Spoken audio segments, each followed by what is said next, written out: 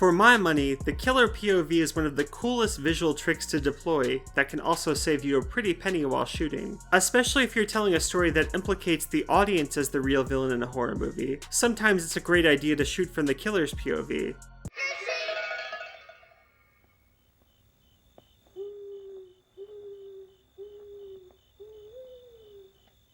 The opening scene of Halloween is famous for this, partly because the punchline is that the killer is a little boy, and we don't learn that until the end, but also because it's a single, unbroken tracking shot giving us fluid immersion in the killer's POV. It's also nifty from a budget perspective in a couple of ways. One is that because Michael puts on the mask halfway through the shot, most of the camera is visually covered up. This means that it's much easier to stage the stabbing of Michael's sister. Compare movies like Psycho, where the illusion of stabbing often needs to be created through quick cuts, no pun intended, in editing. Another easy, less direct way to situate us in the killer's POV is simply to do an OSS, over the shoulder shot, where the audience is placed close to the killer's shoulder from behind. Halloween does this several times, but notably in the first scene we meet Laurie. As we watch Laurie walk away from Michael's house, from behind, his shoulder slips into frame and we hear his breathing. We weren't doing anything, we were just messing up.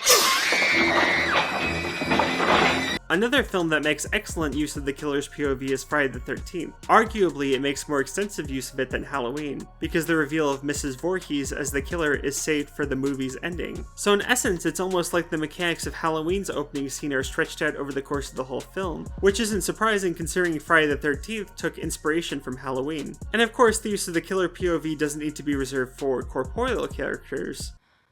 What? Are you sure you haven't let something inside, Rose? Look behind you.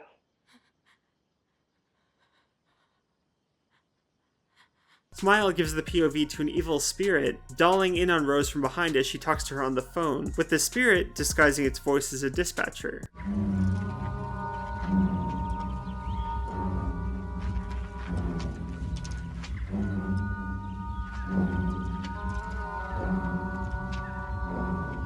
Watcherinthewoods actually uses the camera to show the audience things about the entity haunting its characters. In its opening scene, what we initially believe to be a tracking shot is revealed to be a ghostly POV, when the entity sees the main character's car passing by and then runs into the woods. Later, we're given the entity's POV when it moves inside the main character's house.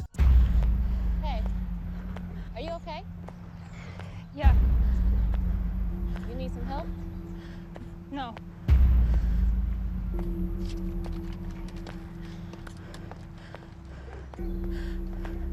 It Follows opens on a POV shot from the perspective of the titular creature. What makes this particularly effective is we don't initially realize the shot we're getting is a POV shot, until the opening victim sees the camera and starts backing away from it, then running away from it.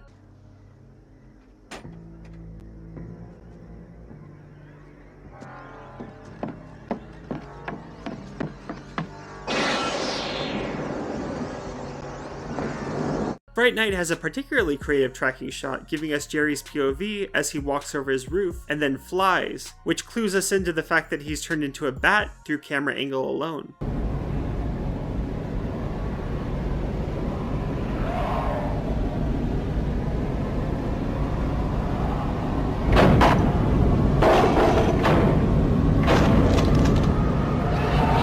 The Evildead franchise is famous for its frenetic POV shots from the Deadites' perspective as they approach their victims. Depending on your purpose, this convention is fairly easy to do. In most cases, you simply switch to a POV shot as the villain, and have the actor playing the victim react accordingly. Having your cameraman pick up a knife or wear the killer's clothing can further cement the POV if needed. There's many ways to play with this trope.